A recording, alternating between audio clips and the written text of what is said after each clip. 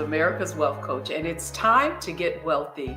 You're going to learn exactly what you need to know and do to finally achieve the level of financial success you desire and you deserve. The tech industry has been seen as bulletproof as a career strategy, offering high-paying jobs, growth opportunities, and innovation. However, in the past few months, what we've seen are tech titans like Facebook, Amazon, and Twitter experiencing massive layoffs. So, if you're one of those employees, or perhaps you had decided to look into tech as a career strategy, what should you be doing and what strategies should you be employing?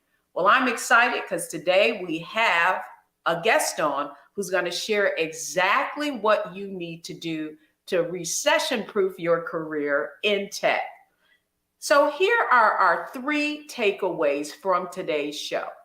First, a career in technology does not necessarily prevent you from experiencing disruption in these uncertain times. Next, you really need to identify the industries and opportunities that are going to benefit from this disruption. And then finally, you've got to be agile and you have to upgrade your skills.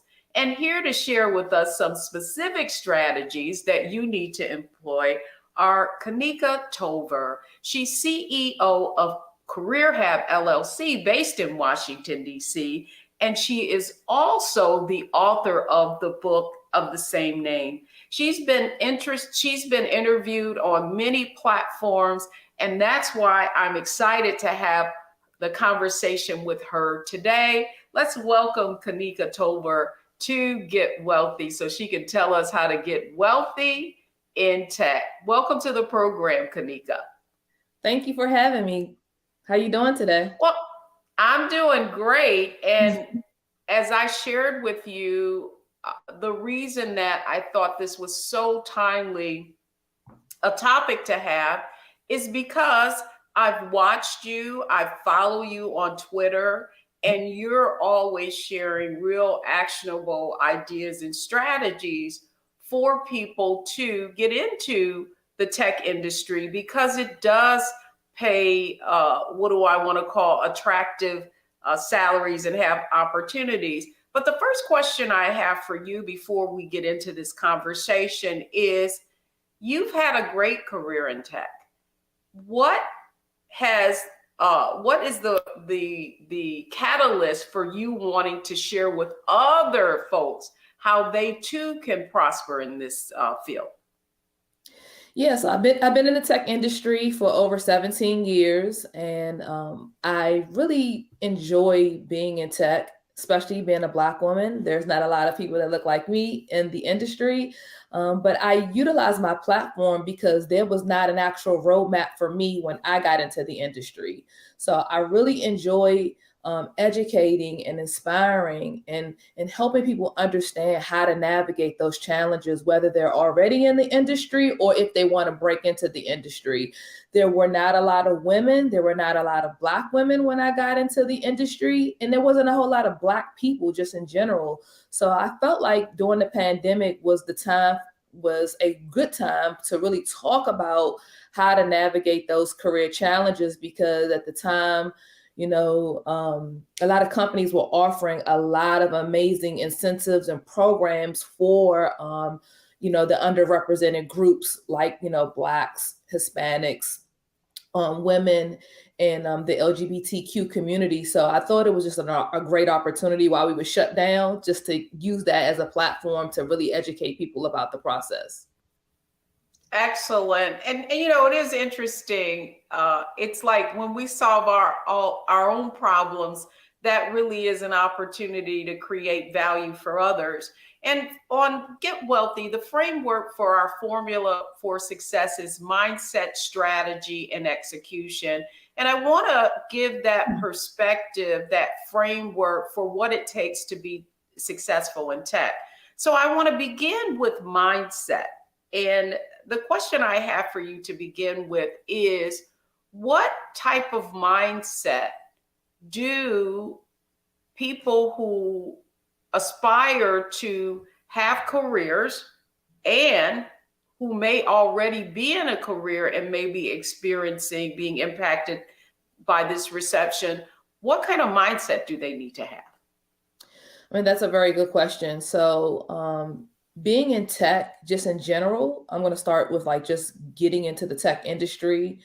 You need a mindset that is really, you have to continuously learn. That's how you're going to continuously earn. So I always tell people this industry, tech, or even if someone that has experienced a layoff, they're going to have to be able to be resilient enough to keep up with the times because we're moving at a fast pace. I know we were talking about AI earlier, and there's just so many technologies that are coming out so fast. So I think being able to navigate company layoffs, some people have been in companies for 15 years, 20 years, 10 years, and they may haven't been able to shift their mindset into being a brand. So in my book, I talk a lot about how we have to shift our mindset from being an employee to being a brand.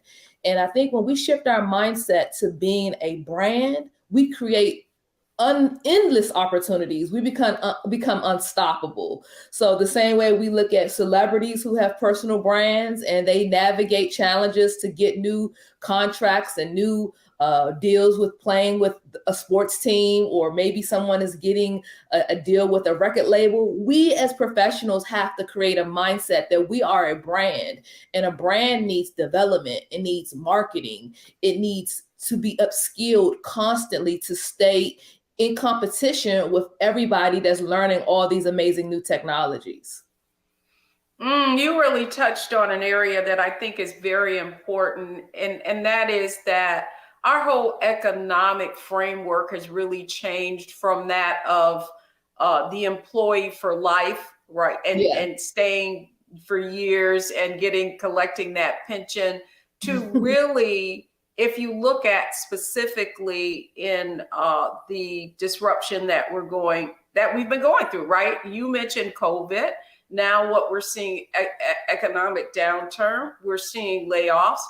The question I have for you, however, is, it's one thing to create a brand, but I think that what advice would you give for people on, if they do have that on old mindset, what is the first thing they need to do in order to start changing it?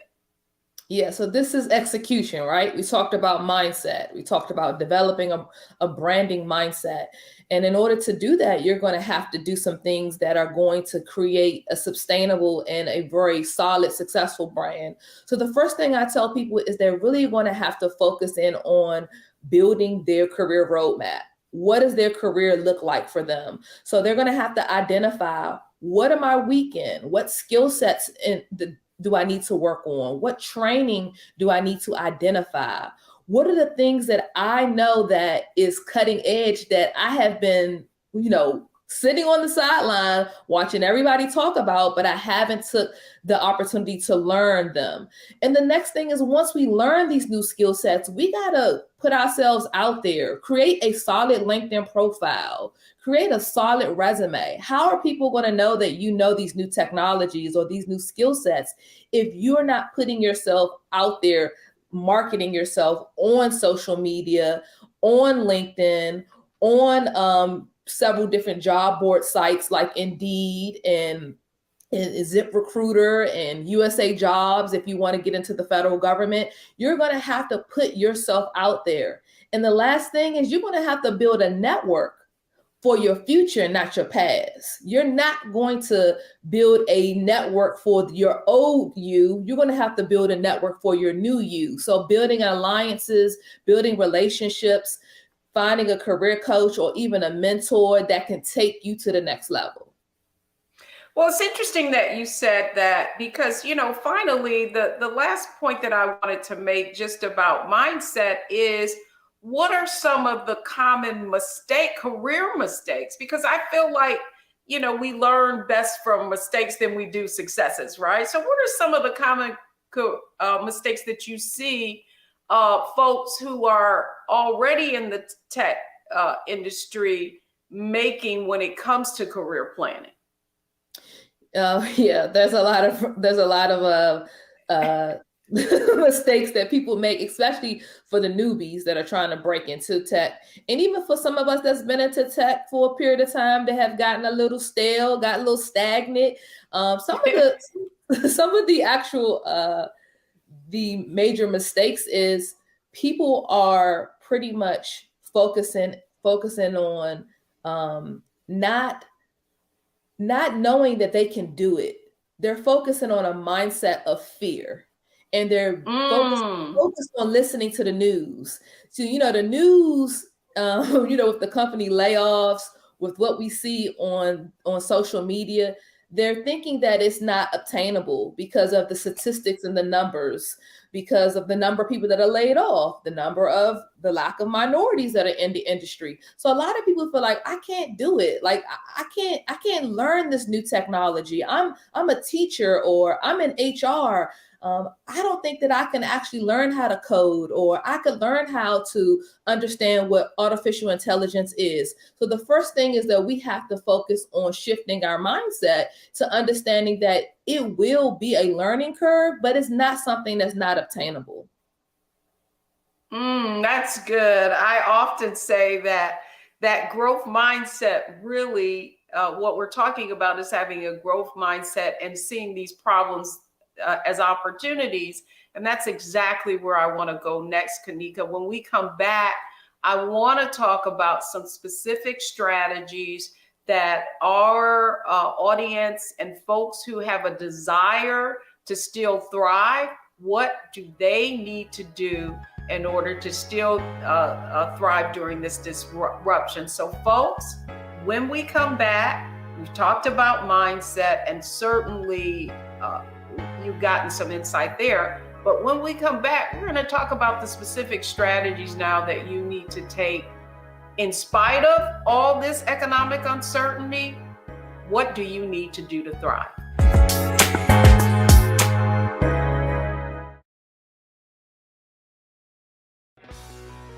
Let's be honest, as successful women, we're crushing it. Maxed out 401k and Roth IRA? Check. Aggressive savings and investments? Check. Yet, the freedom our success was supposed to buy can leave us stuck on the six-figure hamster wheel, watching retirement slip further down the road. There's another way. Get coaching courses and community at wealthyu.com.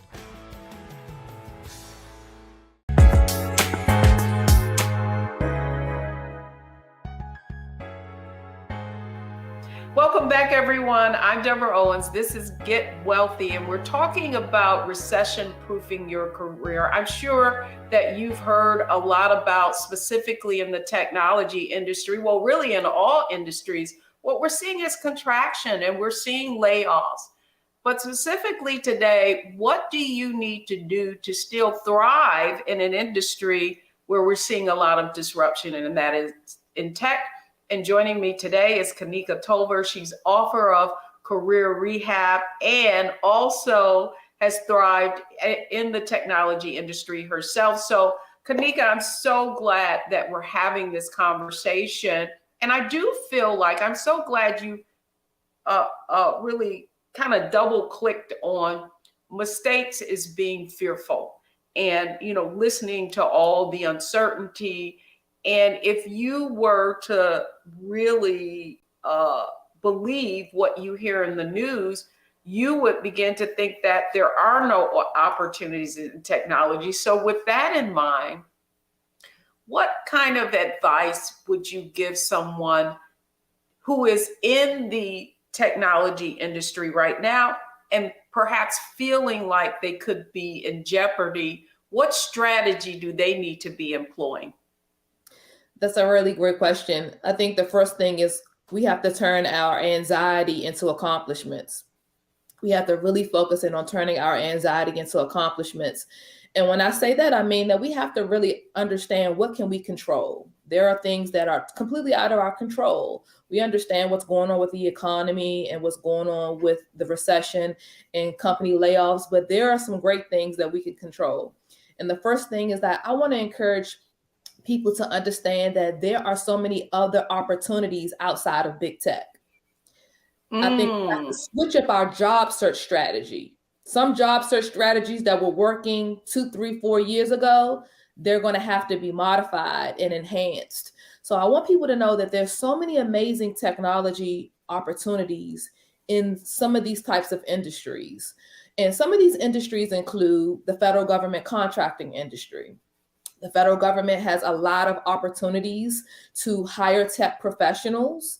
They actually have announced that they would love to, get some of those big tech professionals that were laid off and bring them into federal government contracting or into the federal government directly. Then you have healthcare. The healthcare industry is always hiring. I mean, we definitely know that the healthcare industry is an industry that's always hiring and thriving, and they need technology professionals. We have industries like finance, we call it fintech, but financing and banking is definitely a great opportunity for looking for opportunities. And one of the other areas that people don't really look at is the hoteling and hospitality industry, like Marriott or Hilton. There are always opportunities for people to work at those corporate companies as well. I think shifting our mindset to thinking that only opportunities exist in big tech is something that we're going to have to shift fast, because there's so many opportunities that are out there that we have to change the way we were thinking about our careers. That's good. That's good. And that is what we hear in the media, right? About all these companies in tech laying off, and maybe you need to be shifting your strategy in terms of the industries that you're in. But what I think you've really shared is tech is a skill set that can be used in all types of industries. Yes. And so with that in mind, one of the other areas that we're hearing a lot about that you mentioned in the last segment is just about artificial intelligence. And I really feel like that is a growth area. And yet what we're hearing is that artificial intelligence is going to take away all of these jobs. In journalism, we're hearing chat GPT, which, by the way, I absolutely love. And that too could be another reason for disruption and uncertainty. But if we had that growth mindset, what we would be thinking about is, okay, so how do we get involved in that industry, that type of tech specifically? What advice would you give someone about taking their existing skills and enhancing them so that you are positioned to go into what are going to be growth areas of tech? Yeah, I think that that's a great point, is identifying your transferable skill sets and understanding that a lot of the things that we already have accomplished, they can actually be applied to the technology industry. So I think a lot of times we don't even realize that we use technology every day, even when we're not in tech. So when you use any type of computing system, a database, when you are, creating Excel spreadsheets, PowerPoint decks, you may be in a whole different industry right now, but those are still technology skill sets that can be applied to the technology industry. I don't want people to get fearful about AI replacing their jobs or replacing them, so specifically in tech. I think if you can't, beat them, you might as well join them, right? So if you are fearful of that, then you need to absorb as much information about AI as you possibly can. That means getting books on AI, even if it's for beginners. I think it's important to also take training courses on AI too. So AI, they've been talking about AI for some years. And I think now with these new tools and these new technologies that have come out, I think people now are really taking it seriously. But sometimes we can't always get ahead of the technology. But the great thing is that we can actually learn different programming languages that are associated with the buzzing technologies that are out there. So I would say, don't worry about AI replacing you or replacing your job just yet. But I will focus on what are the other areas in tech could I join, like cloud computing, like cybersecurity, like project management.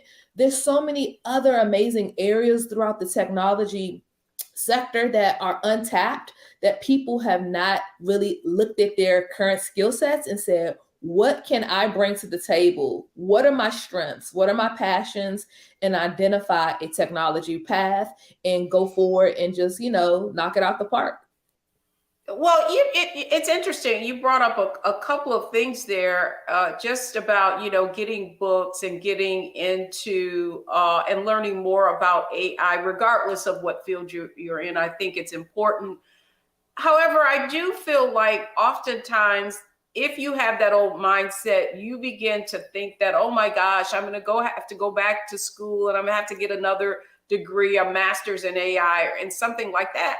When in reality, the technology changes so rapidly. So what insight or strategy can you give our viewers around enhancing their skill set, adapting and acquiring this new knowledge and skill base without it taking, making a huge investment in another degree or that type of thing? Yeah, really great question. So people think that they need to go back and get a college degree. Those days are pretty much over with. I'm not saying that you should not get a college degree in technology or in computer science or information systems management. I think right now we're in a time where we're in a digital age where you can pretty much go and take a course on different platforms like Udemy, Pluralsight, Coursera. You can actually sign up for a 6-month boot camp, and you can just take that time and dedicate to learning something in tech.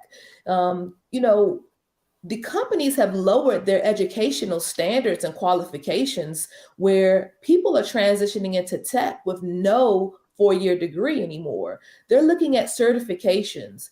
If I would encourage anybody to do, I would really encourage them to focus in on getting certifications, building hands-on experience in that specific area, and creating a project, maybe 1 or 2 projects to show employers what you've built, what you've created, what you've learned. That is sufficient enough. And when you build your professional network, then you can start marketing yourself out there. So going in and getting a master's degree, if you already have a bachelor's degree, it may not be necessary. But if that's your choice, it's still going to make you even more marketable. That's great advice. Because what I find far too often in our Wealthy You community is people really feeling like, oh, in order for me to make more money, I've got to have this degree, I've got to have that degree, I've got to have this degree. And then they have the student loan debt, right, to show for that effort and not necessarily getting a return on investment, which is finally just talking about strategies. You talked about putting together a portfolio. And in your book, you talked about being a brand. And so I want to talk just a little bit about what are some strategies about initially creating this brand for yourself? What should folks be thinking about? Yeah, so this is really important because you can't market or sell yourself into a new opportunity until the brand has been developed. And guess what? You are the brand, you are the product, you are the service. We have to look at ourselves as products and services. We have to look at ourselves as little CEOs for our careers, right? So the first thing is you have to have a solid resume. You have to have a solid resume, and you have to be able to tell your career story through that resume. You have to build a solid LinkedIn profile after you have a solid resume.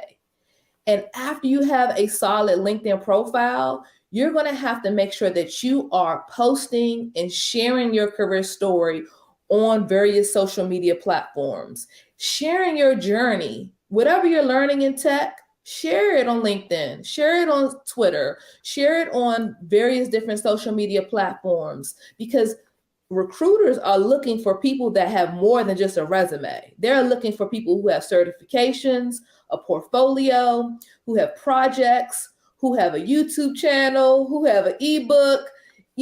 Pick one piece of content, create it on a regular basis, and push it out there to the world. That's great strategy. And you know what I love about what you just said, Kanika, is that is exactly how I found you. Yeah, Twitter is, I don't really market on Twitter, but I like chopping it up on Twitter, right? I like having conversations. I like going kind of outside of personal finance and having conversations. And that's exactly how we met. I think I met you through Minda Hart, who Yes. you and her are always chopping it up about Yeah, that's the homie. the kicks, right? Yeah. Like your Nike kicks, right? And so that's so I think that not only is that great advice, but I think you exemplify the advice that you're giving. And now that's one of the reasons we're having this conversation today is because how you've applied that strategy yourself. So when we come back, I want to go into execution. We've talked about mindset, we've talked about strategy, and now I want to talk about execution. What are the things that people need to do right now based on the conversation and the advice that you've been giving them? And we're going to cover that, folks, when we come back. So folks, it's not enough to just change your mindset and say, okay, I'm no longer going to be thinking like that employee who's going to get that golden ring. It's not enough to say, okay, I'm going to start thinking about strategies. I'm going to consider a new resume and LinkedIn. It is all about execution. So when we come back, that's what we're going to be talking to Kanika about.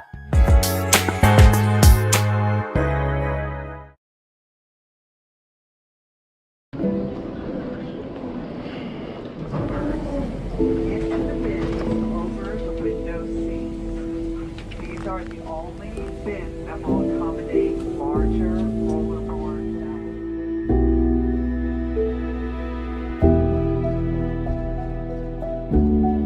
They put 10 in here? 10, and you don't come out till you die. And you eat him, you hoop 10. Oh my God.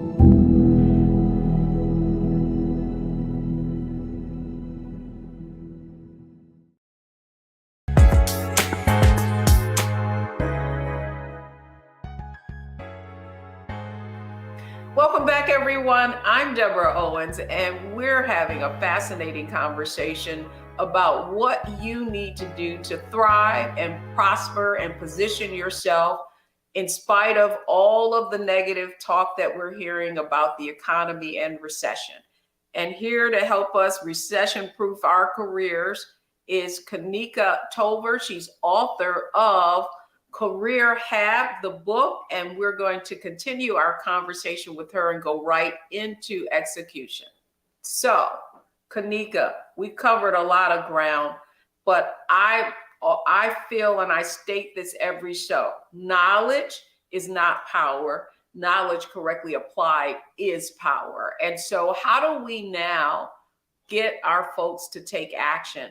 And so to that end, if there's someone who's listening to us and they're like, yes, that's exactly how I'm feeling, like I need to do something, what's the first thing they need to do if they're going to position themselves to thrive in this economy?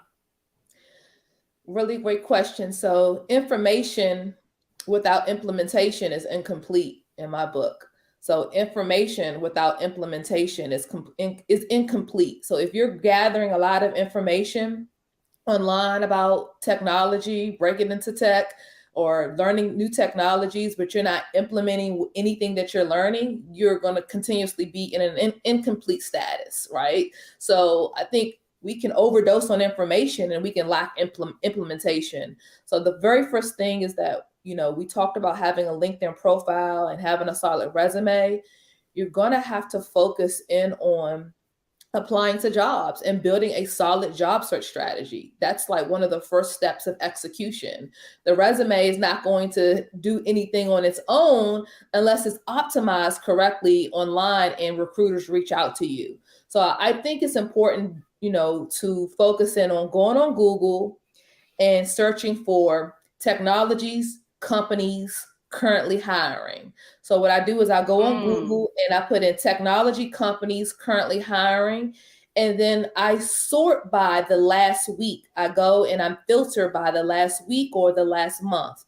Then I go through various different articles and I find companies that are promoting that they're actively hiring technology professionals. I create this list, whether that's a spreadsheet, whether that's using a Word document, whatever you desire. I pull those company websites. And what I do is I try to go through those company websites by going to their career page and identifying, are there any opportunities that are in alignment with my skill set? Because we know who's laying off, but we need to know who's hiring. So I want to know who's hiring. So I do this on a weekly basis. And there are startup companies and there are so many other industries like finance and banking and pharmaceutical companies that are currently actively hiring. And people are publishing this information through articles and through different data sets. So I want to know who's constantly hiring throughout the month of March, throughout the month of February. And I want to make sure that I am applying to those companies and I'm creating a profile on their website. The second thing is that I'm building also relationships with those recruiters at those companies. So now I know who's hiring. Let me go find recruiter X at company X. So I'm utilizing LinkedIn to introduce myself to recruiters at the companies that are actively hiring. I'm building a template message and I'm inboxing recruiters and I'm letting them know, hey, I applied to this opportunity. Here's my resume. Here is the link to the actual job that I applied to. I would love to talk to you about this opportunity. Maybe we can have a phone screening or introduction message. What you're doing is you're helping the recruiter do their job, right? Because in this time, they're getting a lot of people that are trying to get opportunities and they're going through lots of resumes, but they're looking for people who have a solid online profile that they can say, okay, let's bring them in for an interview. And the next thing is focusing on preparing for the interview. The interview is showtime. It's the stage. It's your career stage. It's your time to show up and show out. We like to go see Beyonce on stage, but this is your opportunity to show up and show out on stage as well. I love that. I love the way you put that, show up and show out, Kanika, because I really feel like a lot of these interviews now are happening online and virtually. Yes. So I really would like if you could give our viewers just some tips on how to show up and show out virtually during an interview. Very, very good. So I love virtual interviews because we don't have to feel so pressured to be at an office on time. We don't have to feel so pressured to necessarily, feel like we have to dress completely from head to toe. So the first thing is you want to make sure that you are reading the job description and you fully understand how does your skill sets and projects align with what they're hiring for. Be able to tell the story. The first thing that I do is I get on Zoom and I record myself and I practice interviewing. So I go back and I watch myself on video and I either get a friend of mine to join me to help me, he or she may ask me questions, or if nobody's available, I ask myself the question on video and I look back at myself on video and I say, Kanika, you got to stop this right here because you keep saying, or Kanika, you're not fully explaining your experience in a very clear and concise way. So I use Zoom to watch myself on video. Preparing your environment is one of the most important parts of this because you have to make sure that you are in an environment that is quiet, that is not really busy. Busy meaning a busy background. And you want to make sure that you have a place that has good lighting. All of these things are important because this is your stage. This is your time to shine. So making sure you have good Wi-Fi connection. And then the last thing is understanding the technology you're going to use the day of the interview. So making sure that you know if it's going to be StreamYard, if it's going to be Zoom, if it's going to be WebEx, making sure you have all of those technologies installed on your machine prior to the video interview. Those are just a few Wow. tips. Wow. Wow. I'm speechless because perfect practice, right? Perfect preparation and practice really is how you're able to set yourself apart. And I think, Kanika, the most important thing that you shared in everything is that it's really designed so that you're not just trying to wing it, that you have really thought through and that you are mastering the stage as opposed to worrying about what question's going to be asked or how are you being viewed. I think you're saying that you really in this day and age need to rehearse what it is you're going to convey during these interviews. It's a production. I mean, because you're competing against so many other amazing applicants. And guess what? You want to stand out. So one of the things that I encourage people to do is to make sure that a dose of their personality comes out on the career stage. People want authenticity. People want to know your education, your experience, but they also want to get to know you. They don't want a robotic person coming on camera rehearsing their resume. They already read your resume. They want you to be able to tell the story of your resume. So I look at a job interview on video as like a full production. The same way I tried to prepare for this interview is the same way that I would try to prepare for a job interview. So it's very important to smile. It's very important to, show them who you are, because they're also looking for a behavioral fit and a cultural fit. And that's a whole nother conversation. Behavioral fit and a cultural fit.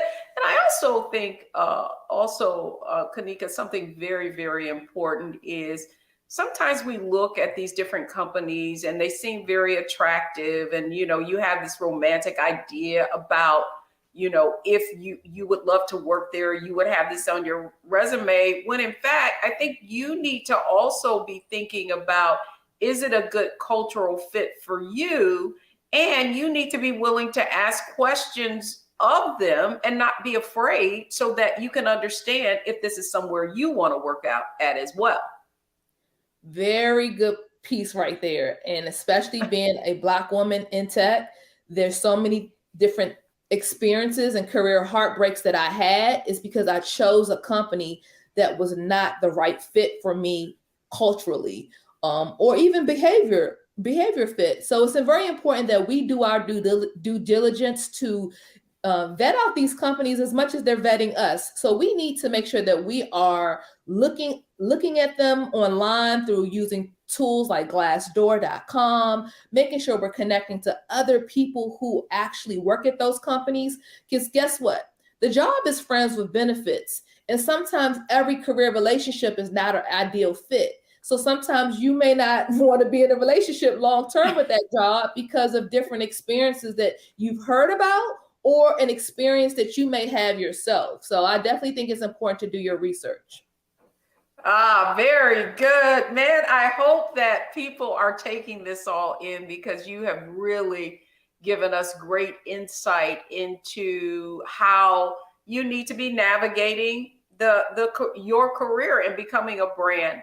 Now, when we come back, I know, Kanika, we've covered a lot of ground: mindset, strategy, execution. You've given some really great tips. But when we come back, it's our analyze, optimize, and maximize segment. And I really want you to so think of it like a lightning round, right? Like we covered around a lot of ground. What do we need to get the ball rolling from the information that you've shared today? So when we come back, folks, it's all about analyze, optimize, maximize so that you can apply the insight that Kanika Tover's been sharing with us today.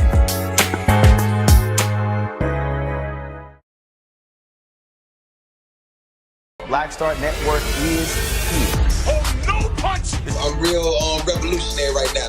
Thank you for being the voice of Black America. All momentum we have now, we have to keep this going. The video looks phenomenal. See, there's a difference between Black Star Network and Black-owned media and something like CNN. You can't be Black-owned media and be scared. It's time to be smart. Bring your eyeballs home. You dig?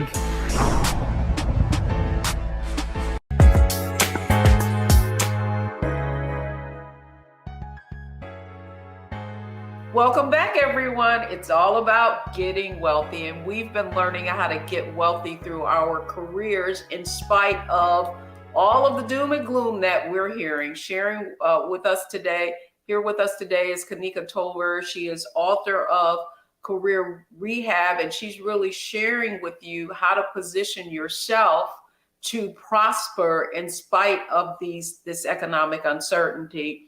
So, Kanika, it's our analyze, optimize, and maximize round. We've covered a lot of ground. And I'd like to really start with you just sharing. You talked a lot about doing your homework and all these different websites and how you go on social media. What advice would you give for folks to take this information and now synthesize it and apply it to their particular situation?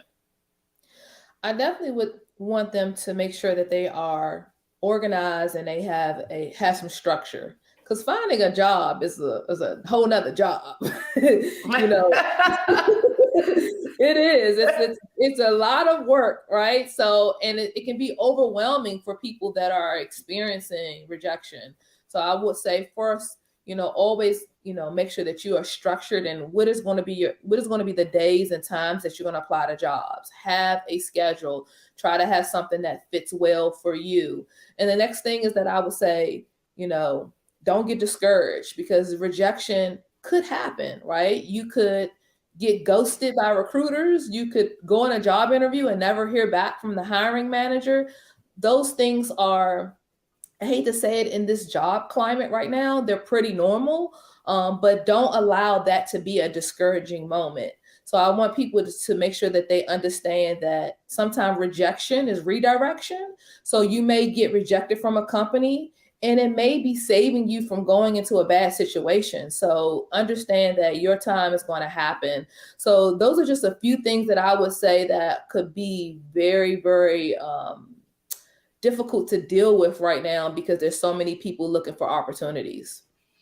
And to that end, I love that you talked about the rejection aspect of it. I can think of so many auditions that I've had for different opportunities and didn't get. And then I look back and it was like, I'm glad I didn't get that opportunity.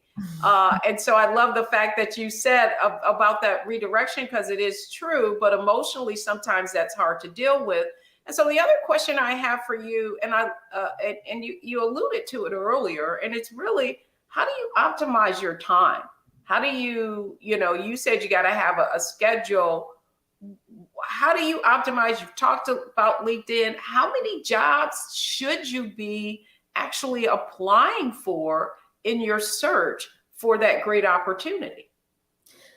Different career experts would say you have to, focus on quantity. I think I would say I would focus on quality, only because of the fact that just because you put in 100 applications doesn't necessarily mean that you're going to get 100 interviews, right? So I think that it's important to understand that you need to create a job search strategy that's focused in on not just applying to jobs on LinkedIn or on Indeed, but directly going to the career company's website and creating a profile at the companies you really want to work at. Making sure that you are building relationships with the people at those companies.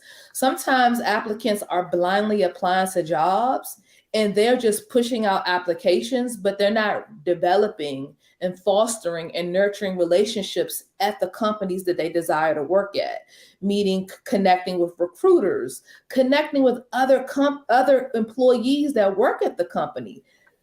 Internal referrals is one of the best ways to get a job. If you work at a specific company that I want to go to, then I need to make sure that I'm building a relationship and connecting with professionals there. Sometimes we get opportunities and I get speaking engagements because somebody put my name in the hat, right? It's the same thing with a job interview.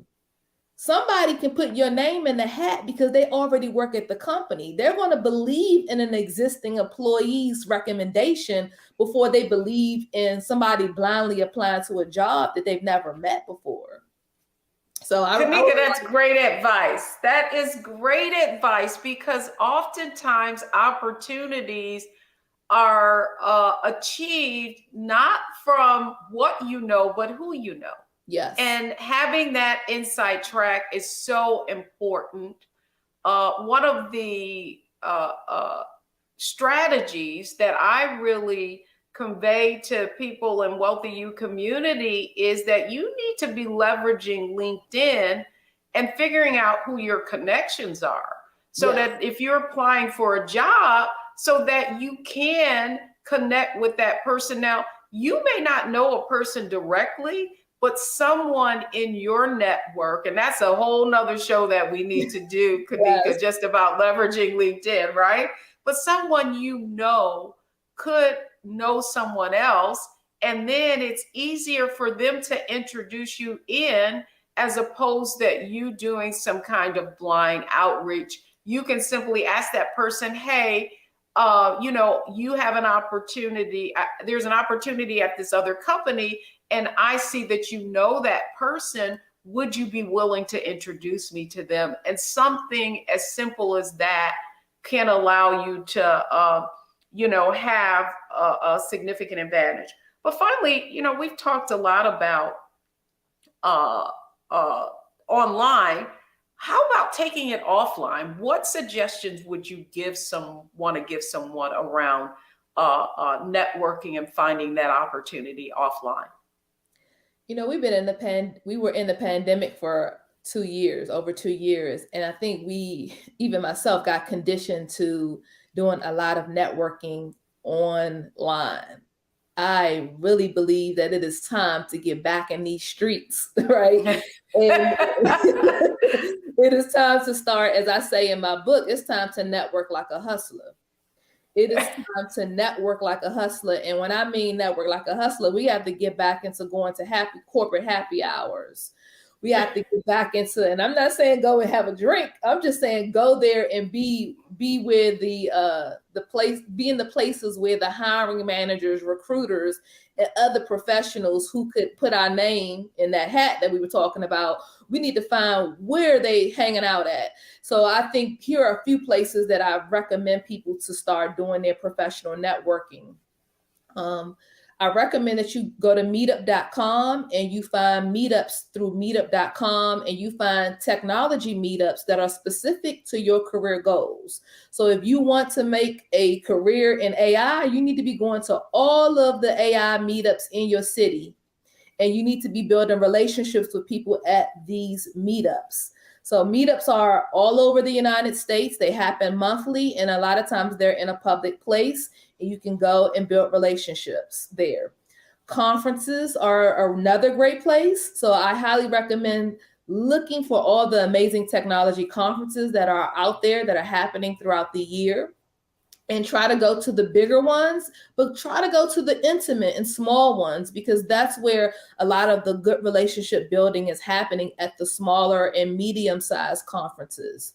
And the last thing is to make sure that you are going to your current job-related events. See, this is where promotions happen. This is where you get to meet other people, is at the happy hours, at the holiday parties, at the all hands meetings, making sure that you're going to people's retirement parties. This is where the magic is happening for you in your current place, because sometimes we can grow where we're planted.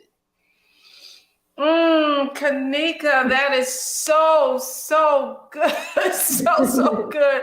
You really practice what you preach, and so much of the insight that you're giving folks is something that they need to do. I do think that we have gotten comfortable being inside of our little cubby holes, our little virtual world, and it is, comfortable and convenient not having to go outside or drive or network or get parking. But I do really feel like the most important tip and nugget I want to call it a golden gem that you just gave was really internally. Many times we're sitting 10 feet away from gold, but because we're not willing to put ourselves out there to get involved in company philanthropic endeavors, I think is a great way to meet folks where you can be promoted. Such sage advice.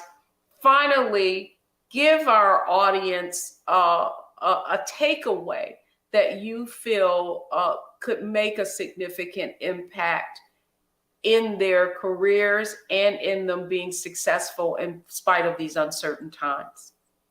I think the last piece of advice I would give anyone is that we have to focus on, I like to say in my book, I have a chapter called Get Paid Now, and it's talking about how to get the money, power, and respect.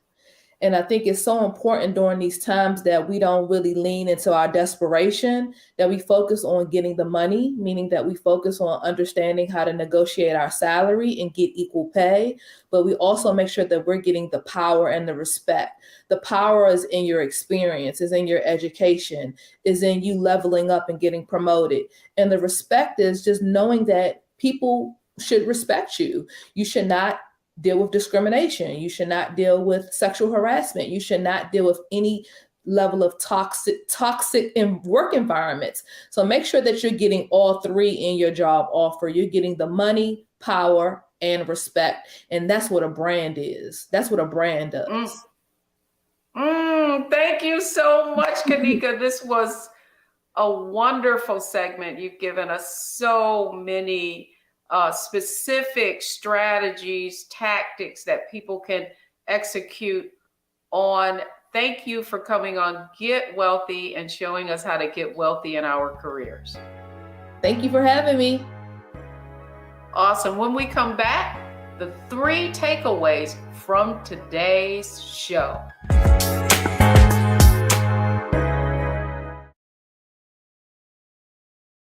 When you talk about blackness and what happens in black culture, we're about covering these things that matter to us, speaking to our issues and concerns. This is a genuine people-powered movement. There's a lot of stuff that we're not getting. You get it, and you spread the word. We wish to plead our own cause.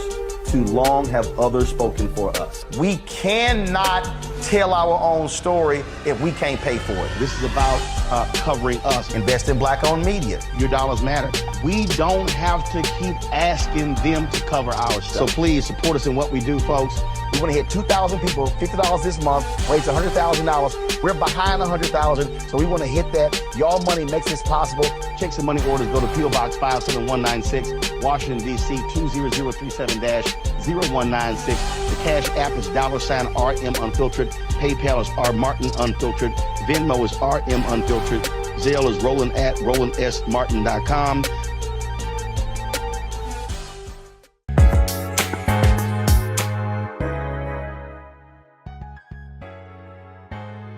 All right, folks, I hope you've enjoyed our Get Wealthy show today, all about recession-proofing your career and helping you understand that in spite of these uncertain times, you can still thrive. Here's the 3 takeaways from today's show. First, seek opportunities in all industry. Don't get caught up in the hype around all of these tech companies laying off. There are tech opportunities in all industries. Secondly, enhance your skills through certification. You don't have to start thinking about going out and getting another degree. There are things that you can do to enhance your skill set now and become more marketable. And then finally, leverage your network. Leverage your network. Most importantly, you have everything you need to be everything you need to be, but you need to ask for help. And most of that help are the people around you. So don't be afraid to ask for it. That's going to do it for me on this episode of Get Wealthy. I'm Deborah Owens, America's Wealth Coach. Thank you for joining in only on Black Star Network.